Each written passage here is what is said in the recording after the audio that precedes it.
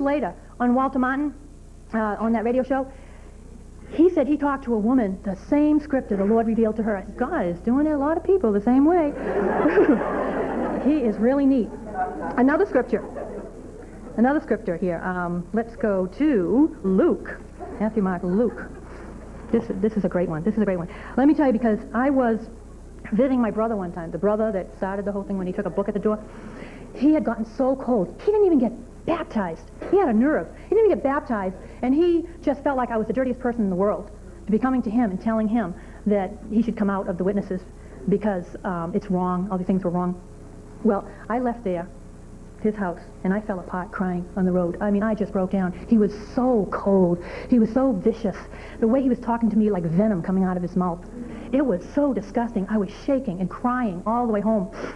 And the Lord reminded me of a scripture. It said, let me start at Luke 19:39. And some of the Pharisees in the multitude said to him, "Teacher, rebuke your disciples." And he answered and said, "I tell you, if these become silent, the stones will cry out."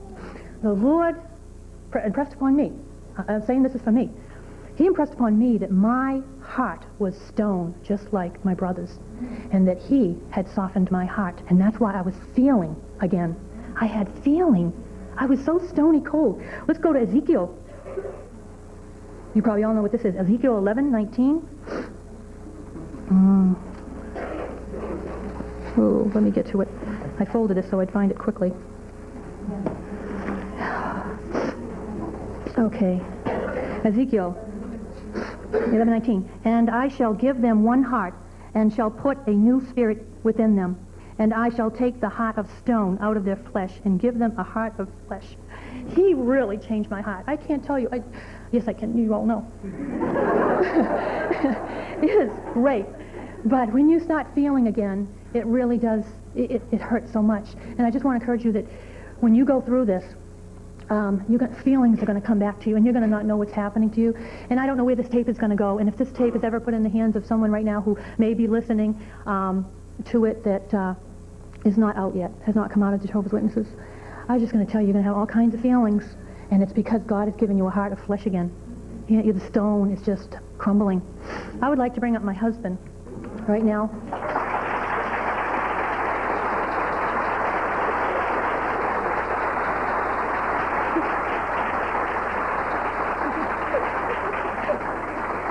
And you'd like to just say a couple of things about how he was recognizing a lot of this a misery that I was going through, and he stayed with me through it.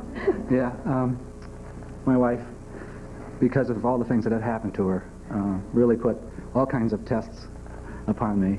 And it was a time where I was just beginning my walk with Jesus, where I just discovered him and discovered how powerful he was in my life. I opened the door, and he was there after 43 years of being faithful and being there for me.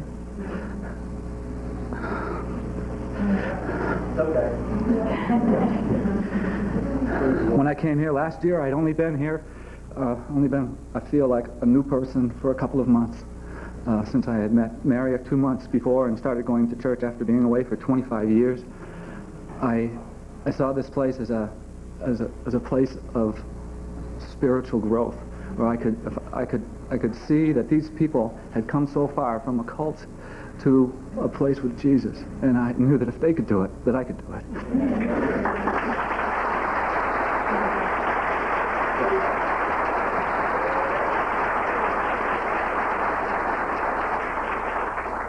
I was remembering the tears were just flowing down my face, and I'm a manager of many people, and I have had jobs with all kinds of responsibility. I've spoke before hundreds of people and never had allowed myself any kind of these feelings. And when Stephen Berg spoke last year, I understood that it wasn't just ex-Jehovah Witnesses that had a hard heart. It was lots of us who never even maybe spoke to a Jehovah Witness once in a while, but we can all develop hardness of heart, and that only Jesus can soften that heart and give us a chance to live and be free. The chains that we put on ourselves are just phenomenal, and that we need to break free of them, and it's something that the world puts on us, and we have to allow ourselves a chance to break free of those by putting our focus on Jesus. who he certainly is the answer. And I thought this past week, one of the testaments for me to that is Mary had indicated, not all the pruning is over for you, Michael. I feel the Lord is telling me this scripture, and she read the scripture to our home group and said, not all the pruning is over for you. And, I had lost my home and my business, my marriage, everything that I had built upon my own strength before I found out about where the strength really comes from, the Lord. I thought that the pruning was over too, but she had indicated that maybe it wasn't. So I wanted it to be over. yeah. Then you probably noticed that this probably is one of the most honest people I've ever met in my life. She is totally honest, and I could rely upon her. So I was sort of prepared. And this past week, I lost my job. But the remarkable part about it, that is the testament for me, is that I had so much peace with it.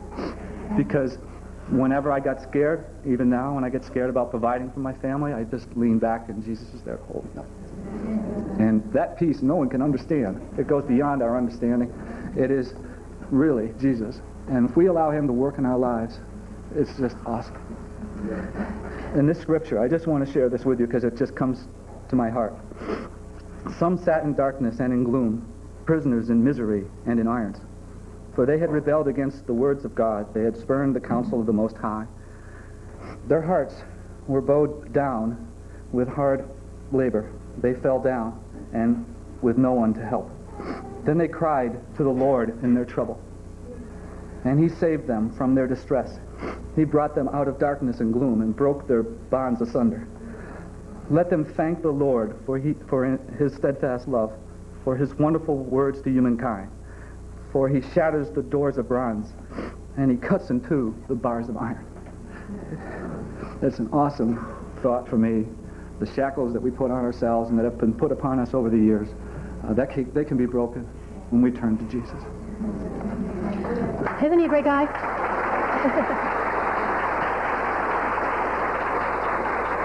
I just want to say thank you to my mother, who has put me on prayer lists from here to the other ends of the world, and I have still three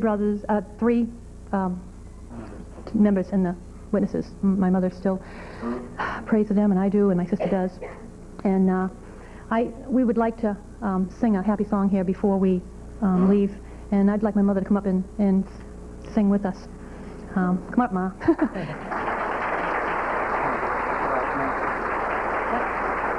And actually, it's Nancy Honeytree that's going to be singing, and they're going to play the tape back there. And I just want her up here because she's just, my mother's really precious to me, and we're a family.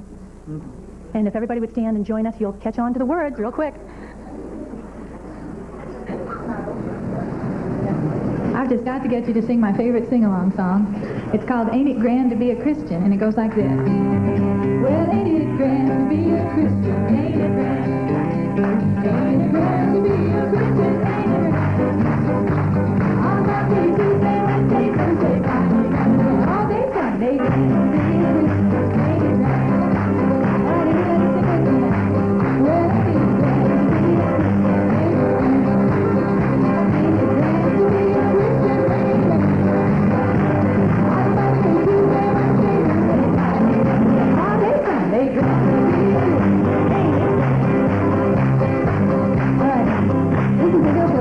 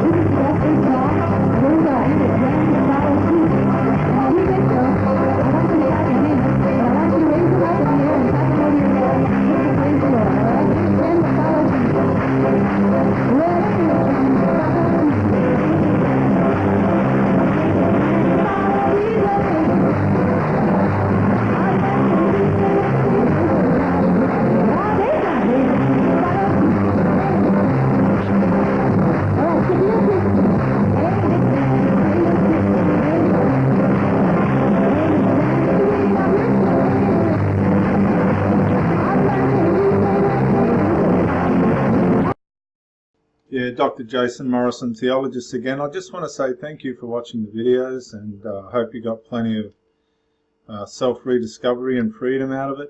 If you watched it on YouTube, please share or like, maybe even comment. If you watched it on Facebook, like, comment, share. But most of all, get out and live. This isn't a rehearsal. You've got a one-off life. Don't let your loyalty and your faithfulness blind you to the life that you should be experiencing. Till the next video, thank you for watching, and bye for now.